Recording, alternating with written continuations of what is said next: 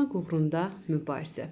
Biz Darwinin təkamül təliminin nəzəriyyəsinə baxdıqda gördük ki, intensiv çoxalmanın nəticəsi, yəni canlılar çoxlu intensiv çoxala bilirlər və intensiv çoxalma gətirir sonun yaşamaq uğrunda mübarizəyə.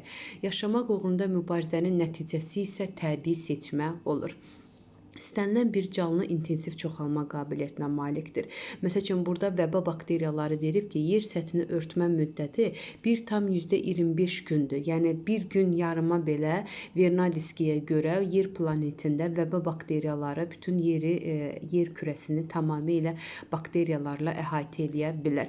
Hətta burada bir milçək hər 20 gündən bir 120 yumurta qoyur. Bunlara baxmayaraq, məsələn, burada dəniz tısbağası verib ki, yüzlərlə yumurta qoyur dəniz tısbağası. Lakin bu yumurtaların yüzlərlə yumurtadan deyilə çıxan tısbağalar salamat mı qalır? Xeyr, bunlar müxtəlif heyvanlar tərəfindən, qida çatışmamazlığı tərəfindən, müxtəlif quşlar tərəfindən yeyilir, məhv olur. Ona görə də bunlar nə edir? Cinsi yetişkənlik dövrünə gəlib çata bilmirlər və yaxud da məhv olurlar. Həmişə belədir. Yəni mühit şəraiti əlverişli olmadıqda, qida bol olmadıqda istənilən bir canlı dünyaya gəlsə, amma o özünün fərdi inkişafına davam etdirə bilmir. Cinsi yetişkənlik dövrünə çata bilmir və bunun nəticəsində də onun sayı azala bilər. Və yaşamaq uğrunda mübarizə, hansı ki, yaşamı təbii seçmə nəticəsində, yaşamaq uğrunda mübarizə nəticəsində nə edir? Yaxşı mübariz olanlar, rəqabətə dözümlü olanlar qalır, rəqabətə dözümlü olmayanlar isə çıxdaş edilir, məhv olur. Və Darwinə görə yaşamaq uğrunda mübarizənin 3 növü vardır. Növ daxili mübarizə, növlər arası mübarizə və ətraf mühitlə mübarizə. Testlərə də düşür bu hissələr. Növ daxili mübarizə nədir? Növ daxili adından da görsəndiyi kimi eyni növ daxilində olan fərdlər arasında gedən mübarizədir. Yəni bu növ daxili mübarizə digər növlər arası mühit şəraitinə uyğunlaşmaya görə əlverişsiz mühitlə mübarizəyə baxaraq daha kəskindir növ daxili mübarizədə. Yəni, eyni növün fərdləridir və eyni növün fərdlərinin də eyni qidaya, eyni həyat şəraitinə möhtac olduğuna görə onlar arasında mübarizə daha kəskin gedəcəkdir. Və misal olaraq burada şam ağacını göstərilmişdir ki, məsələn, eyni növdən ibarət olan şam meşəsində bilirik ki, şam meşəsi işıq sevən bitkilərdir. Onların çətiri yuxarı hissədən əmələ gəlir işıq sevdiyinə görə. Onların çətirin alt hissəsində olan kölgəyə düşən budaqları quruyub çürüyür və bunlar bir-biri ilə mübarizə aparırlar. Məsələn, şam meşəsində şam ağacları eyni növdəndir və bir-biri ilə mübarizə aparırlar. Bu cür mübarizə daha kəskin olur. Yəni, eyni növə aid olduqlarına görə onların eyni qidaya, eyni həyat şəraitinə, necə deyim ki, onların ehtiyacı olduğuna görə növ daxili mübarizə daha kəskin gedir. Təkcə növ daxili mübarizə qida uğrunda deyil, məsələn, onları misal göstərmək olar şikarı uğrunda, məsələn, özlərinin necə deyim, ailə üdə, məsələn, ailə halında yaşayan canlılarda, məsələn, cəmiyyət halında yaşayanlarda, arı ailəsində deyək, qarışqa ailəsində bunlarda qarşılıqlı yardım olduğuna görə növ daxili mübarizə nisbətən kəskindir, azalır, kəskinliyi azalır. Çünki onlar ailə daxili yaşayır və iş bölgüsü getdiyinə görə növ daxili mübarizə nisbətən kəskin azalır. Digər mübarizə isə yaşamaq uğrunda mübarizənin növü olan növlər arası mübarizədir ki, ayrı-ayrı növlər arasında gedən mübarizəyə misal göstərmək olar. Növlər arası mübarizəyə misal olaraq biz yırtıcılığı, rəqabəti, parazitizmi misal göstərə bilərik. Məsələn, bundan əlavə çiçəkli bitkilərlə tozlayıcı həşəratları misal göstərə bilərik. Doğrudur, düzdür. Çiçək bir növdür, tozlayıcı həşərat bir növdür. İki növ arasında gedən mübarizə növlər arası mübarizədir. Və yaxud da bitkilərin, meyvə və toxumların heyvanlar vasitəsilə yayılmasını misal göstərmək olar. Deməli, yırtıcılıqdır, rəqabətdir, növlər arası mübarizəyə misal göstərə bilərik. Digər yaşamaq uğrunda mübarizənin növü də əlverişsiz mühitlə mübarizədir ki, bu əlverişsiz mühitlə yəni fərdlər, orqanizmlər ətraf mühitin olan quraqlığa, nəmişliyə, soyuqluq kimi bir çox əlverişsiz təsirlərə qarşı mübarizə aparırlar. Məsələn, bəzi bitkilər vardır ki, quraqlığa qarşı onların kök sistemi daha yaxşı, güclü inkişaf edir. Kök sistemi torpağın dərinliyinə daha çox gedir və yaxud da yarpaqları tikanlara çevrilmişdir. Mum örtük əmələ gəlir yarpaqların üzərində və yaxud da yarpaqları pulçuğa çevrilə bilər, tikana çevrilə bilər. Hətta bəzi bitkilərdə, məsəl üçün gövdələri bunların sukulent gövdəyə çevrilir. Yəni su ehtiyat deposu toplayan orqana çevrilir ki, kaktusunu misal göstərmək olar, Afrikanı süzləyəni misal göstərmək olar. Bu quraqlığa qarşıdır və ümumiyyətlə quraqlığa qarşı olan bitkilərdə onlarda ağcı hüceyrələrinin sayı azdır. Yəni iri hüceyrələrinin olmur, onlarda az olur. Ağcı hüceyrələri biz bilirik ki, nədir? Suyun buxarlandırma funksiyasını yerinə yetirir. Ona görə də onlarda ağcıqların sayının az olmasıdır və daha çox dərini, kök sistemi isə daha çox dərinliyə gedir. Nəmişlik, rütbətli mühitə uyğunlaşma isə onlarda nəmişlik çox olduğuna görə kök təzyiqi zəifləyir və nəmişlik rütbət çox olduğuna görə onlarda ağcıq yarpaq sahəsi geniş olur, yarpağın lətli sahəsi, orada ağcıqların miqdarı daha çox olur ki, suyu daha çox buxarlandırsın. Soyuq mühitə uyğunlaşanlarda isə bitkilərdə misal olaraq 11-ci sinif dərslikdə də deyəcək burada. Soyuq mühitinə uyğunlaşan canlılarda isə bitkilərdə nəyin miqdarı, şəkərin miqdarı çox olur. Suyun miqdarı isə az olur. Buna səbəb olaraq bitkilərin qışda soyuqdan donmasının qarşısını alır ki, şəkərin miqdarı daha çox olur, suyun miqdarı isə azalır. Və burada əlverişsiz mühitlə mübarizədə ağ ayda məsəl üçün soyuğa uyğunlaşma ilə əlaqədar olaraq bədənləri qalın xəzdəri və pi təbəqəsi nədir? Mövcud olmuşdur. Ümumiyyətlə belə bir sonda deyək ki, yaşamaq uğrunda mübarizənin hər üç növü, növ daxili, növlər arası, əlverişsiz mühitlə mübarizə formaları bir-biri ilə qarşılıqlı əlaqədardır. Burada çalışmalar verib çalışmalara baxaq. Məsəl üçün, adi zəncirotu bitkilərinin bəzilərinin kök sisteminin daha yaxşı inkişaf etməsi bu deməli hansına əlverişsiz mühitlə mübarizədir. Yemlə birlikdə toxumlarının qoyunun mədəsinə düşməsi. İki növdür, düzdürmü? Bitkinin toxumu var, qoyun var. İki növ arasında gedirsə, bu növlər arasıdır. Toxumlar cücərmək üçün əlverişsiz şəraitə düşdükdə məhv olur. Yenə bu mühit şəraitidir. Əlverişsiz mühitlə mübarizədir. Toxumlarla bir çox quşlar qidalanır. Bu növlər arası mübarizədir.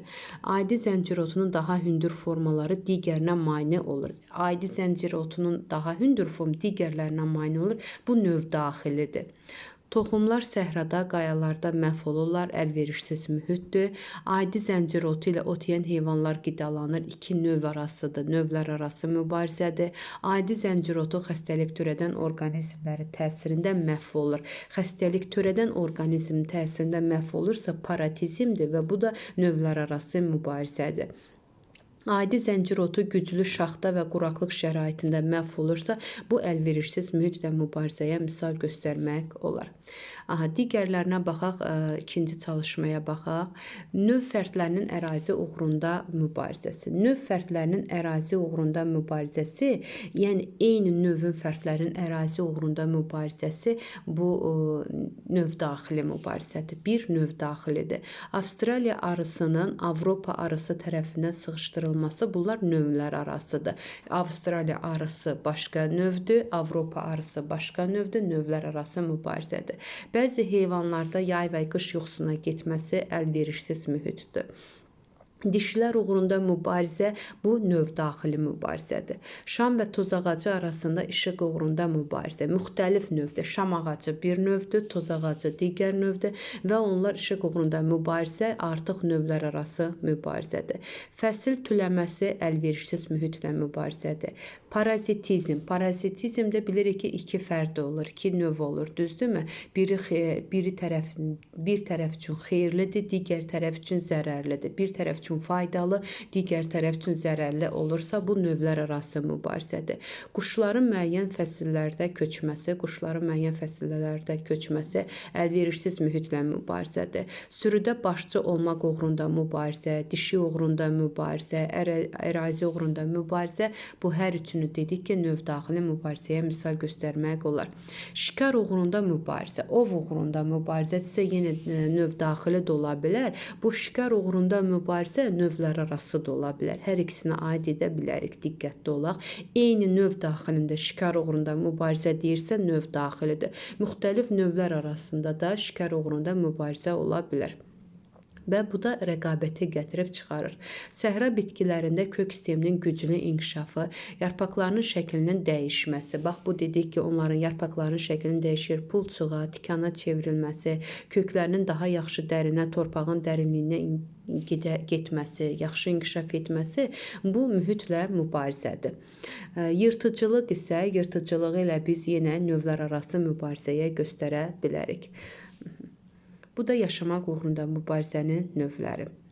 Digər dedik ki, yaşamaq uğrunda mübarizənin nəticəsi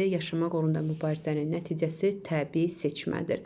11-ci sinifdə təbii seçmə haqqında danışacağıq. Təbii seçmənin də 3 növü vardır. Stabilləşdirici seçmə, hərəkət verici seçmə və dispuritiv seçmə və yaxud da parçalayıcı seçmə.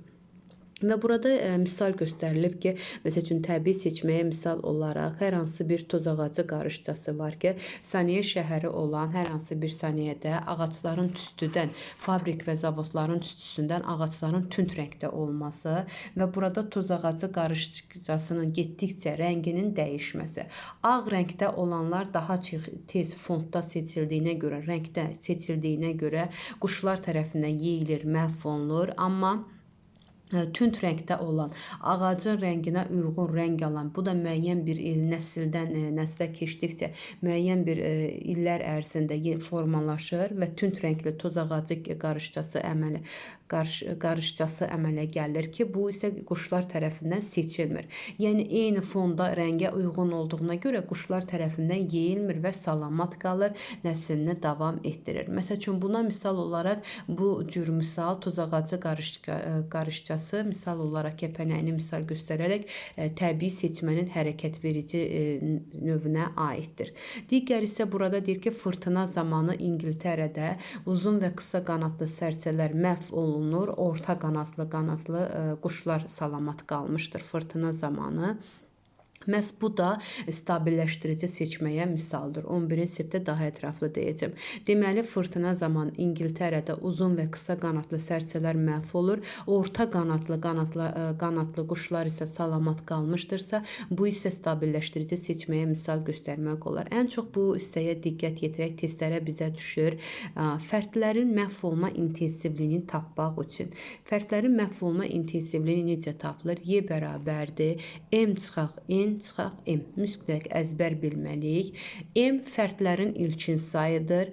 N növbəti çoxalmaya qədər sağ qalan fərdlərin sayıdır. Y isə məhv olma intensivliyidir. Deməli, məhv olma intensivliyini tapmaq üçün ilkin fərdlərin sayından növbəti çoxalmaya qədər sağ qalan fərdlərin sayını çıxıb, yenidən yenə ilkin fərdlərin sayına bölmək lazımdır.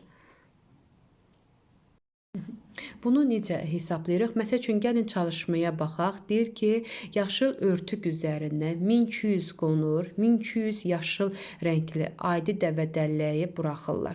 Təcrübə nəticəsində quşlar 75% qonur, 25% yaşıl həşəratları yemişlər. Qonur və yaşıl dəvə dəlləyinin məhv olma intensivliyini müəyyən edin. Bax, görürsünüzmü? Eyni örtükdən yaşıl örtük üzərində olan yaşıl şalanı quşlar elə yemir. Çünki eyni fonddadır, rəngləri bir-birinə uyğundur, seçə bilmir quşlar. Amma qonur rəngli quşları, qonur rəngli çəyirtkəni quşlar daha çox yer.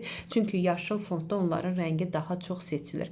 İndi biz gəlin birinci, məsəl üçün biz tapaq məhv olma intensivliyini. 75% qonur, 25% isə yaşıl həşəratlar yemişdirsə, qonur və yaşıl dəvə dəlləyin məhv olma intensivliyini tapaq. Belə bir düsturumuzu bildik ki, Y bərabərdir. M çıxaq N bölək M. Biz qonuru verib, məsəl üçün 1200. 1200 qonurun 100%dirsə, bunun nə qədərini quşlar yedi qonurun? Qonurun 75%-ni quşlar yedi. Deməli 25%-i salamat qaldı. Düzdür? Bizə salamat qalanı tapmalıyıq. Çünki 100%-dir. 100-ün 75%-ni yedi quşlar tərəfindən qonurun Lakin nə qədəri qaldı qonur dəvədəlli, yaşıl dəvədəlləyinin və onun 25% isə salamat qaldı. 1200-ü vururuq 25-ə, bölürük 100-ə, tapırıq ki, 300 ədəd qonur nədir? Yaşıl dəvədəlləyi salamat qalmışdı. İndi bunun Y intensivliyini tapmaq üçün ilkin nə qədər idi sayı? Qonurun 1200 idi. Sonrakı nəslə salamat qalan hansı oldu? 25%-in 300-ünü tapdıq, düzdürmü? Bu oldu 300. Bölürük yenidən ilkin fərqlərinin sayına, yəni 1200-ə. 1200-dən çıxırıq 300-ü, bölürük 1200-ə, tapırıq ki, 0,75%, yəni məhv olma intensivliyi, qonur yaşıl dəvədəlləyinin məhv olma intensivliyi 0,75%-dir. Və yaxud da yaşılı tapsaq, yaşılın da 1200-ün 100%-dir. Yaşıl fondun 25%-ni yeyibdir. Eyni rəng olduğuna görə az bir hissəsini yeyib. 25-ini yeyibsə nə qədər qalıbdı? 75%-i salamat qalıb. Sayını tapsaq bunu taparıq ki, 900 yaşıl dəvədəlləyi salamat qalmışdır. Məhv olma intensivliyini tapmaq üçün ilkin fərddən növbəti nəslə sağ qalan fərdlərin sayını, yəni 900-ə çıxıb bölərik 1200-ə. 1200-dən 900-ə çıxıb bölərik 1200-ə, cavabımız eləyər 0,25% məhv olma intensivliyi. Və bu testlərə düşür. Ən vacib olan hissədir ki, bu yaşamaq uğrunda mübarizədə məhv olma intensivliyi, təbii seçmə. Bəs bu uyğunlaşmanı da mühitə uyğunlaşma var, ətraf mühitə uyğunlaşma, morfoloji uyğunlaşma var ki, maskalanma var, mimikriya var ki, 11-ci sinif dərsində daha çox geniş danışacaq. Burada məsəl üçün parlaq rəngli parabizən düşməndən xilas olmaq üçün pisliyi özündən maye buraxır. Artıq bu nədir? Ona yaxınlaşan canlılar yaxınlaşa bilmir. Bəzi canlılar var ki, toz ağacı qarışcası, tırtılı, bədənin forması, rənginə görə özünü kiçik budaqçıqlara oxşayır ki, bu maskalanmadır. Yəni bəzi canlılar var, heyvanlar var ki, canlı heyvanlar, onlar özlərini hər hansı bir cansız əşyaya bənzədir ki, bununla da özlərini nə edir? Yırtıcı heyvanlardan qorumuş olurlar. Yaşamaq uğrunda mübarizə bu. Digər təkamül prosesində toz ağacı qarışcasının mühit şəraitindən asılı olaraq qanadlarının rənginin dəyişmə mərhələlərini, ardıcıllığını müəyyən edir. Yəni bu müəyyən bir zaman ərzində baş verdi. Düzdürmü? Birdən-birə toz ağacı qarışcasının ağ rəngdə idi, birdən-birə boz rəngə çevrilmədi. Müəyyən bir zaman ərzində baş verdi ki, bu necə baş verdi? Birinci, özü B variantını verib ki, ətraf mühitin çirklənməsi nəticəsində toz ağacı ağaclarının gövdəsinin rənginin dəyişməsi. Öncə gövdənin rəngi dəyişdi, düzdür. Daha sonra müəyyən vaxtdan sonra populyasiyada açıq rəngli fərdlərlə müqayisədə tünd rənglərin üstünlük təşkil etməsi baş verdi. Tünd rənglər üstünlük təşkil etdi. Daha sonra ən sonra bunun nəticəsində də seçmə nəticəsində quşlar, yəni seçmə nəticəsində tünd qanadlı kəpənəklərin sağ qaldı. Yəni açıq rəngli qanadlılar isə məhv oldu. Toz ağacı qarışcası məhv oldu. Deməli birinci oldu ardıcıllığımız B. Daha sonra mən deyərik D-ni davam elək, D-dir. Daha sonra A-ya baxaq. A-ya seçmə nəticəsində bir dəqiqə D-də nə oldu? Açıq rəngli qanadlı ronun kəpənəklərin quşlar tərəfindən tutulması, bəli. Daha sonra seçmə nəticəsində tünd qanadlı kəpənəklərin sağ qalması, doğru. Daha sonra müəyyən vaxtdan sonra populyasiyada açıq rəngli fərdlərlə müqayisədə tünd rənglərin üstünlük təşkil etməsi, Y. Ən sonda isə tünd qanadlı kəpənəklərin çoxalması və belə əlamətlərin bir neçə nəsil ərzində saxlanılması C variantı oldu. Deməli ardıcıllığımız oldu B, D, A, Y, A. Bir də baxın, bir dəqiqə B ətraf mühitin çirklənməsi nəticəsində. Bəli, bax bu cür ardıcıllıqla həyata keçirir. Özünüz də baxarsınız təkrar. Uyğunluğu müəyyən edin, təbii seçmə və süni seçmə. Yeni növlər yaranır təbii seçmə nəticəsində. İnsan tələbatını ödəməyə xidmət edir süni seçmədir. Təbiət yarandığı dövrdən təsir göstərir təbii seçmə. Növ üçün faydalı əlamətlər seçilir hər ikisi üçün. Sort və cinslər yaranır süni seçmədir. İnsan əhəlləşdirmə apardığı dövrdən təsir göstərir süni seçməyə. Deməli, təbii seçməyə aid oldu. 1, 3, 4, suni seçməyə aid oldu. 2, 5, 6. Yəni suni seçmə insan yarandığı dövrdən antropogenlə başlayır. Təbii seçmə isə arxa erasından baş vermişdi. Digər bu çalışmaya baxaq, açıq suallardan istifadə edərək. Orqanizmlərin bir-birindən fərqlənirlər və öz səciyyəvi əlamətlərini irsən nəslə ötürə bilirlər. Deməli, bax, orqanizm bir-birindən fərqlənirlər və öz səciyyəvi əlamətlərini irsən nəslə ötürə bilirlər. Bu nəyin nəticəsində baş verir? İrsiyyət və dəyişkənliyin. Burada yazarıq, irsiyyət və dəyişkənlik nəticəsində. İntensiv çoxalma, mühit amillərinin məhdudluğu nəyə səbəb olur? Bayaqdan da demişdik ki, yaşamaq uğrunda mübarizəyə. Yaşamaq uğrunda mübarizə nəticəsində daha yaxşı uyğunlaşanlar sağ qalır, daha uyğunlaşa bilməyənlər çıxdaş edilir ki, bu isə nəyin nəticəsindədir? Təbii seçmənin nəticəsində. Deməli, birinci və ikincidə oldu irsiyyət və dəyişkənlik, burada oldu yaşamaq uğrunda mübarizə, sonuncu isə təbii seçmə oldu. Mikrotekamül və yeni növlərin əmələ gəlməsi. Ümumiyyətcə, həyat şəraitinin dəyişməsi, növ populyasiyaları arasında getdikcə fərqlərin meydana gəlməsi növün əmələ gəlməsinə şərait yaradır. Yəni, növdə o populyasiyalar arasında bir-biri ilə getdikcə tədriclər yarandıqda başlayır yeni növlərin yaranmasına səbəb olur. Və mikrotekamül qısa sürən tarixi inkişaf prosesidir ki, mikrotekamülü hətta insan özü də nə edə bilər? İnsan tərəfindən də müşahidə edilə bilər. Və mikrotekamül var, makrotekamül. Daha uzun tarixi inkişaf həyata keçirən makrotekamüldür. 10-cu sinifdə deyəcəyik. Mikrotekamül isə qısa müddətdə baş verir və hətta insan onu müşahidə edə bilər. Və mikrotekamül nəticəsində növ əmələ gəlir. Növün əmələ gəlməsi ilə mikrotekamül nə edir? Başa çatır. Və mikrotekamülün də növün əmələ gəlməsi növlər arasında divergensiya nəticəsində mikrotekamüldə yeni əlamətlərin ayrılması baş verir və yeni növ əmələ gəlir. Növün əmələ gəlməsi isə belə baş verir ki, məsəl üçün populyasiya, populyasiyada yarım növlər yaranır, yarım növlərdən isə növ əmələ gəlir. Bəs növ əmələ gəlmə təbiətdə necə davam edir, necə olur? İki proses həyata keçirir. Coğrafi və ekoloji növ əmələ gəlmə vardır. Növ əmələ gəlmə, yeni növ iki formada, coğrafi və ekoloji növ əmələ gəlmə. Coğrafi növ əmələ gəlmə özü iki yolla baş verir. Arealin genişlənməsi, arealin hissələrə parçalanması. Arealin genişlənməsi zamanı populyasiyaların sayı deməli artır ki, növün fərdləri genişlənir. Ona görə də populyasiyada arealin sahəsi genişlənir və sahə genişləndikcə yeni növlər əmələ gəlir. Məsəl üçün, buna misal göstərək, Uraldan Baykala qədər ərazidə arealin genişlənməsi nəticəsində Sibir qaraşamının yeni şəraitə düşməsi nəticəsində onun yeni növü olan Dar qaraşamının növünün yaranması ilə nəticələnmişdir.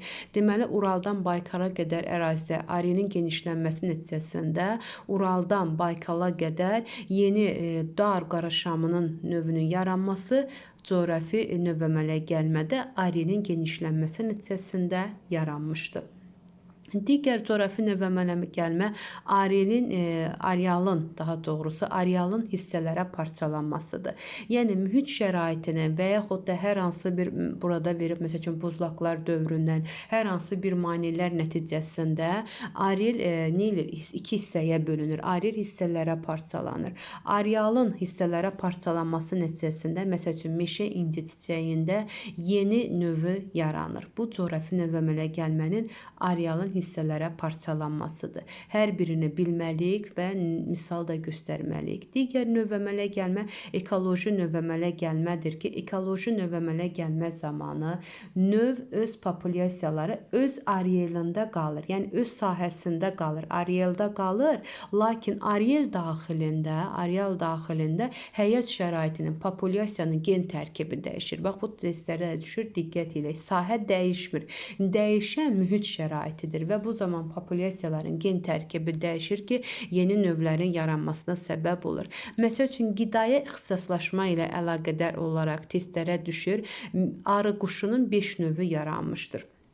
Arı quşun 5 növü hansılar? Arı quşu cinsdir, lakin onun növləri iri arı quşu, qayçqa arı quşu, qara arı quşu, abıca arı quşu. Bunlar həşəratlarla qidalanır. Bunlar da testə düşür.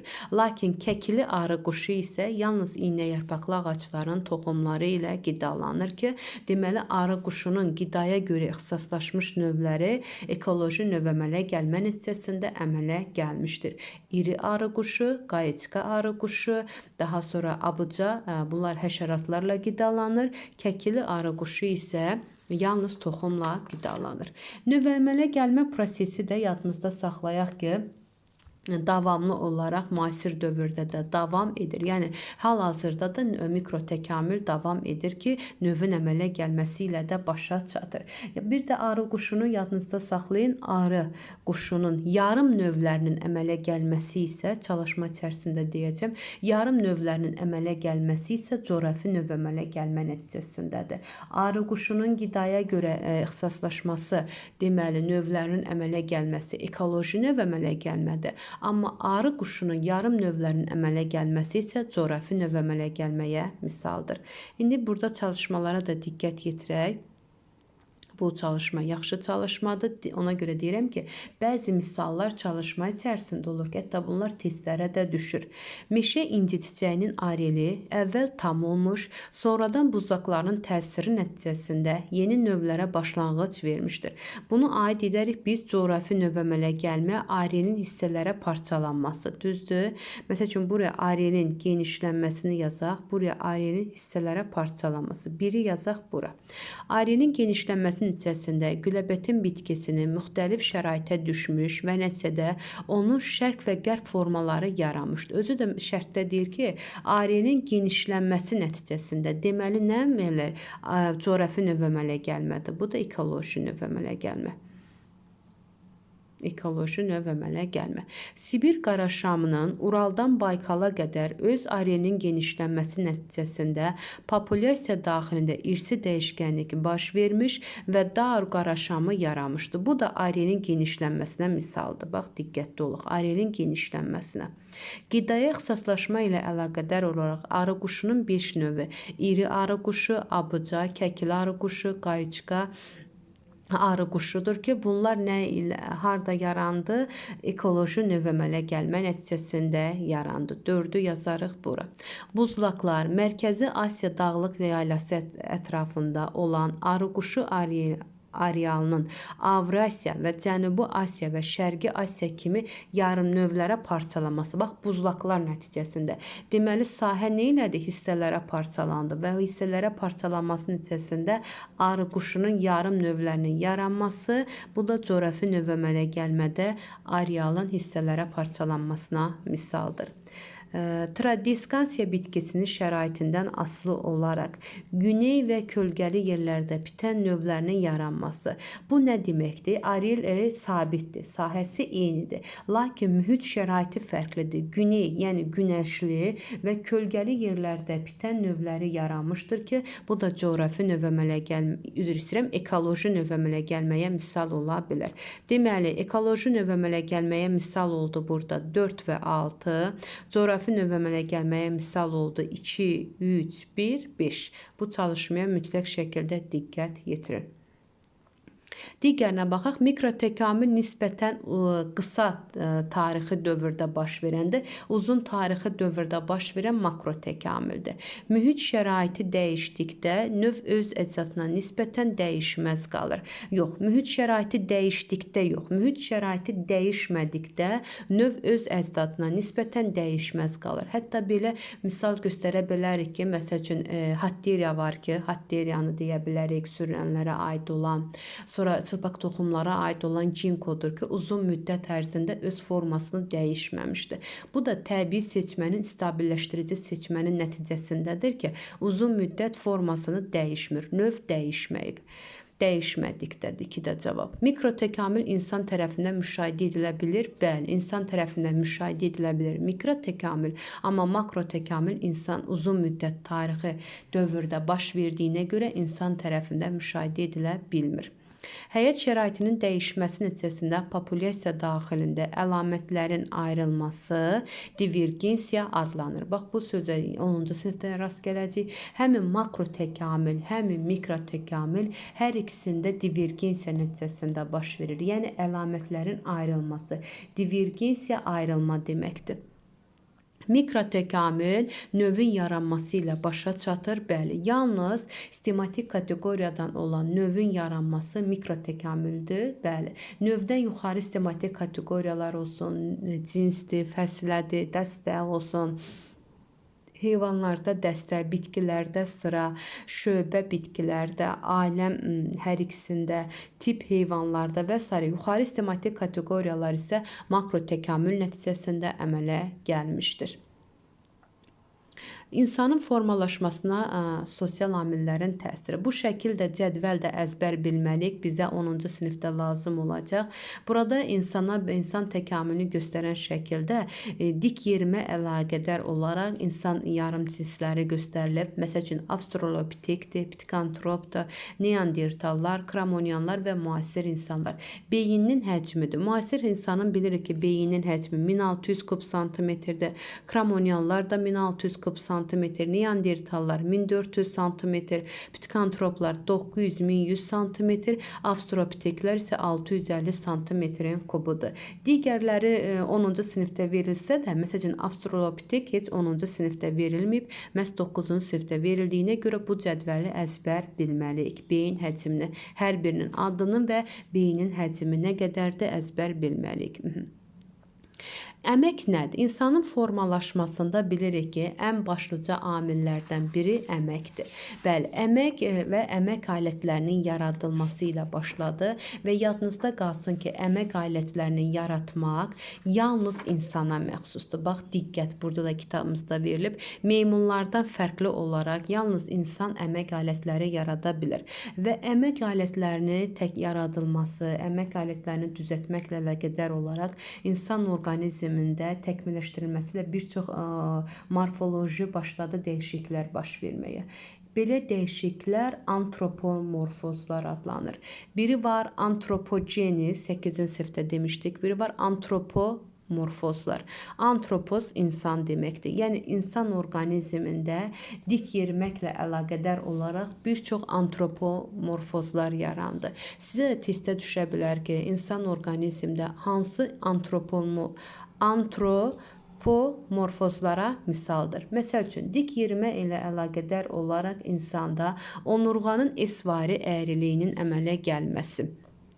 Daha sonra döş qəfəsinin yanlara doğru genişlənməsi, olma sümüyünün möhkəmlənməsi, aşağı ətraf əzələlərinin güclü inkişafını misal göstərə bilərik. Ön ətraflarını yerimə funksiyasından azad etməsi, azad olması bu dik yerimə ilə əlaqədardır.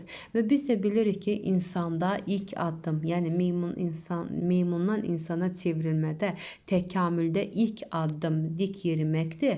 Əsas sosial amil isə əmək götürmüş olarıq.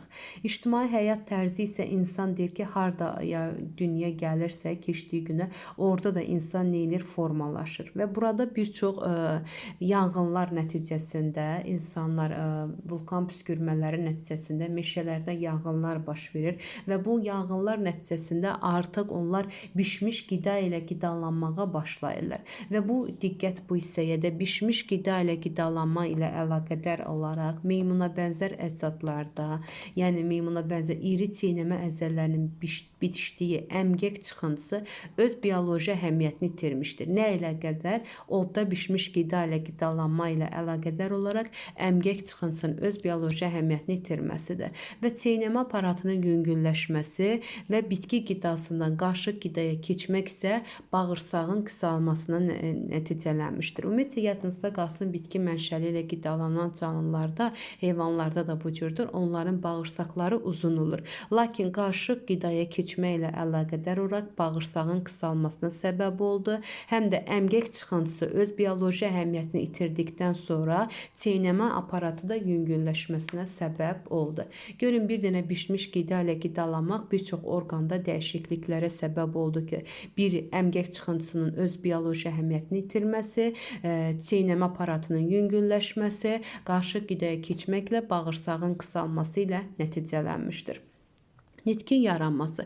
Cəmiyyət halında yaşamaq, onun üzvlərinin birgə fəaliyyəti, səs vasitəsilə ünsiyyət, bu nitq yaranmışdır. Ümumiyyətcə, getdikcə bilirik ki, mürəkkəbləşən əmək prosesləri var ki, əmək prosesləri səbəb nəticəsində nitqin və hiss orqanlarının inkişafına səbəb oldu.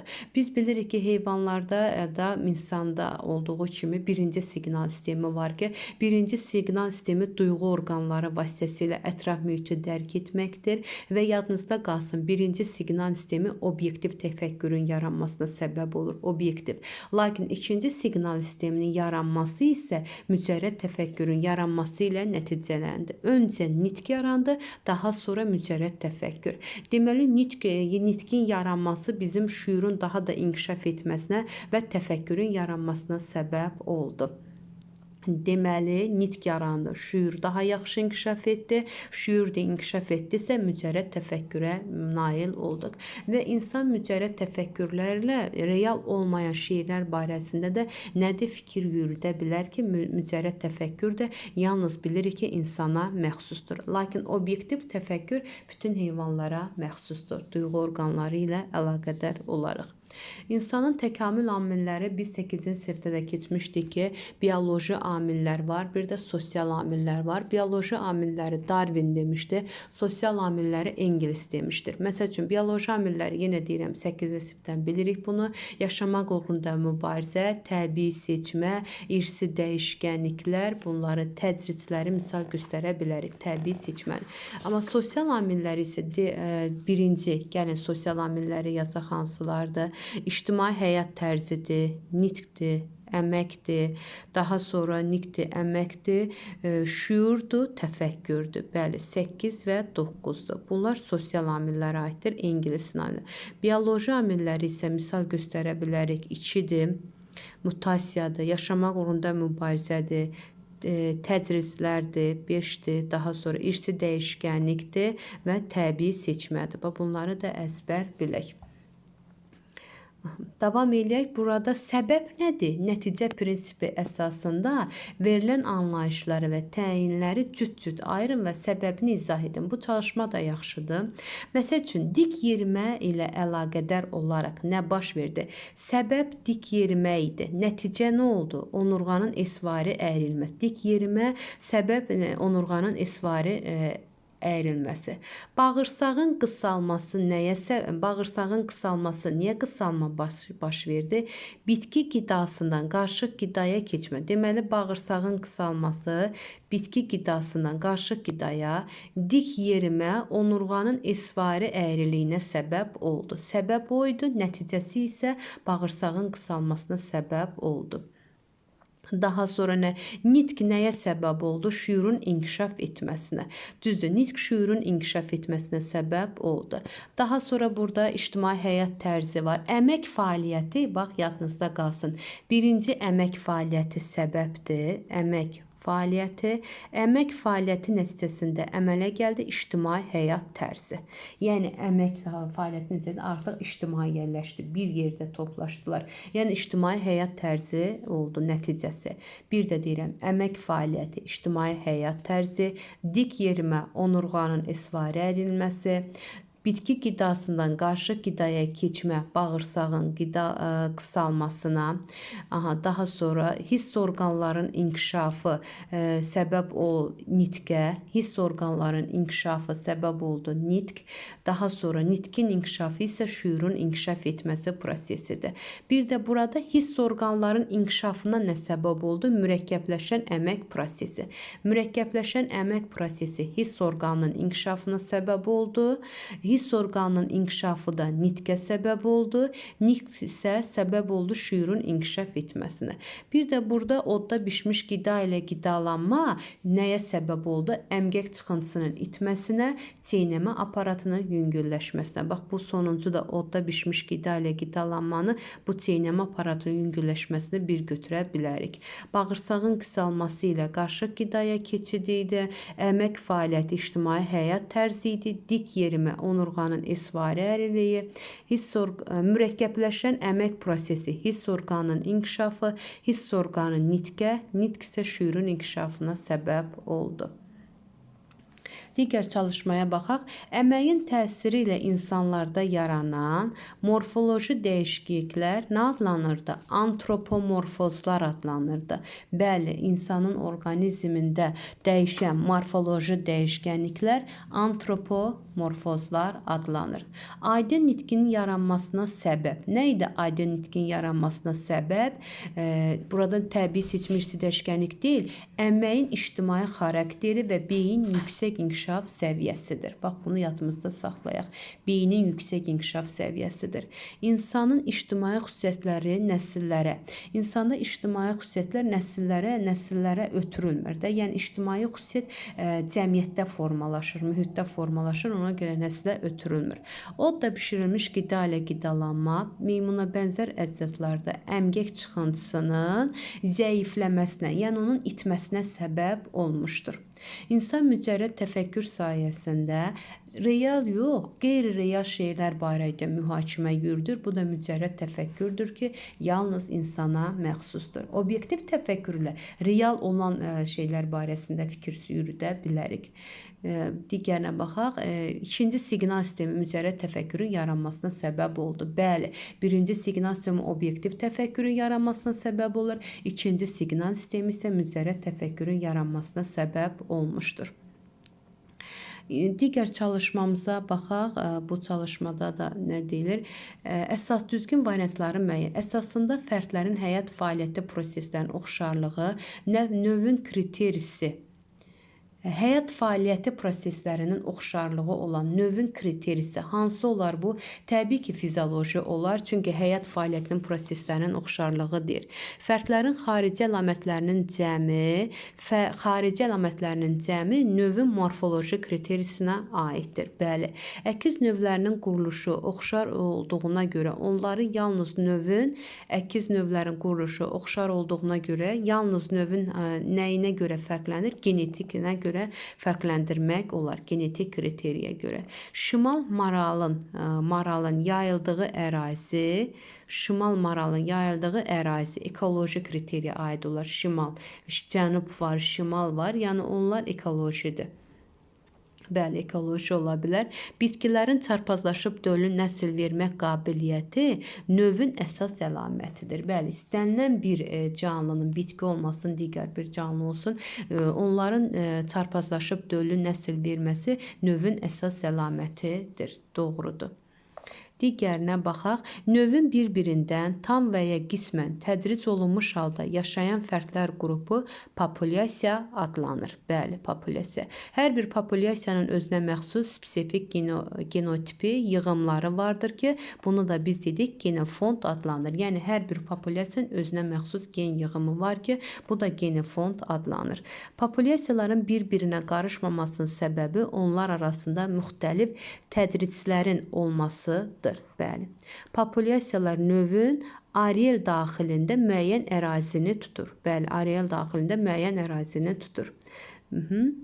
Burada da cavab olar ki, mutasiya populyasiyada genetik müxtəliflik yaradır. Bəli, populyasiyalar arasında irsi dəyişkənlik nəticəsində, mutasiya nəticəsində müxtəliflik yarana bilər. Üçüncü çalışmaya baxaq. Linik öz təsnifat sistemində növü canlı təbiətin elementar vahidi kimi əsas götürmüşdü. Bəli. Bax, bu fikir doğru fikirdir. Testdə də düşə bilər. Linik öz təsnifat sistemində növü canlı təbiətin elementar vahidi kimi əsas götürmüşdü. Doğru.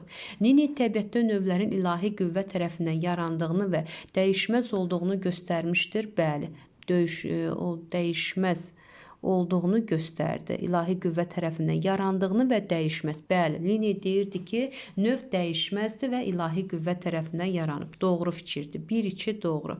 Darwinə görə mühitə uyğunlaşa bilənlər həyatda salamat qalaraq nəslini davam etdirir, yəni təbii seçmə baş verir. Bəli, bunu bayaq dedik ki, mühitə uyğunlaşa bilənlər təbii seçmə nəticəsində həyatını davam etdirir. Doğru fikirdir. Liney öz əsərində növlərin dəyişməsi barədə fərziyyə irəli sürmüşdü. Xeyr, bu tamamilə yanlışdır. Liney öz əsərində növlərin dəyişməsi barədə fərziyyə irəli sürməyib. Yanlışdır. Lamarckın fikrincə qradiasiyanın əsas hərəkət verici qüvvəsi orqanizmlərdə əvvəlcədən qoyulmuş tərəqqiyə doğru olan daxili meyldir. Bəli, tamamilə doğrudur ki, daxili meyl məhz Lamarckın fikri idi, düzdür. 4 yanlışdır. İrsi dəyişkənlik canlıların müxtəlif mühit şəraitinə uyğunlaşmasını təmin edir. Bəli, tamamilə doğrudur. Burada yanlış olan yalnız 4 oldu. Bu da yaşamaq uğrunda mübarizəyə aid olan misallardır deməyəcəm. Bunu bilirik. Hansı təkamül amilinin təsiri altında orqanizmdə faydalı əlamətlər saxlanılır. Təkamül amili, bax bu verilənlər içərisində təbii seçmədir. Təkamül amili növdaxili mübarizə, növlər arası yaşamaq uğrunda mübarizənin növləridir. Mutasiya da təkamül amilidir, təbii seçmədə. Lakin burada faydalı əlamətlər saxlanılır təbii seçmə nəticəsində. D variantıdır. Növün mühit şəraitinə uyğunlaşması nəyin nəticəsidir? Növün mühit şəraitinə uyğunlaşması nəyin nəticəsidir? Bir dəqiqə, nəsə qarğısına qalma, orqanların məşq etməsi yox. Bəli, təsadüfi irsi dəyişkənliyin nəticəsidir. Populyasiyada fərdlərin çoxsaylı olması xeyr, heç bir əlaqəsi yoxdur. Təsadüfi irsi dəyişkənliyin seçilməsidir. C variantı. Təbii seçmənin təsiri nəyə gətirib çıxarır? Təbii seçmənin nəticəsi təbii ki, gətirir yeni növlərin yaranmasına. D variantı. 6-cı, sonuncuya baxaq. Arealin genişlənməsi coğrafi növ əmələ gəlmə. Arealin sabitliyi ekolojidir. B. Bura. A. Coğrafi. Arealin müxtəlif maneələrə parçalanması coğrafidir. C. Bura. Növlərin dəyişkənliyi. Areal daxilində növlərin dəyişkənliyinin çoxşəkilliyi ekoloji növ əmələ gəlmədir. Darwin demişdi bunu. Dəyişməyən areal sərhədlərində yaşayış məskənlərinin çoxluğu. Dəyişməyən areal sərhədlərində yaşayış məskənlərinin çoxluğu yenə bu dəyişməyən areal deyirsə ekoloji növ əmələ gəlməlidir. Yəni arealin genişləndirsə, areal hissələrə parçalanırsa, coğrafi növ əmələ gəlməlidir. Areal sabitdirsə, arealın səhvdə deyirəm bu sözü. Arealın sabitliyi, arealın dəyişməməzliyi ekoloji növ əmələ gəlməyə misaldır. Bu qədər.